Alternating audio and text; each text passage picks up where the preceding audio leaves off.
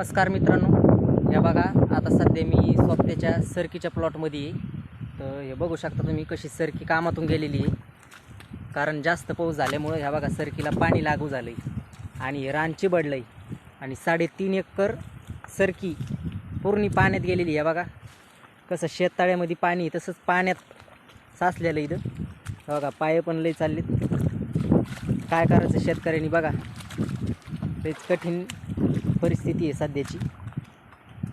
हे बघा सोबती आहे तिथं. दाजी काय मत आहे तुमचं? आता काय करायचं, सरकारनं थोडं मदत केली पाहिजे. काय करीन ना सरकार मदत, काऊन नाही करायचं? बघा एवढं पाण्यात गेल्यामुळं हो ना, काही ना काहीतरी करीन सरकार. बघा पूर्ण पाणी सगळ्या प्लॉटमध्ये 3.5 एकरमध्ये.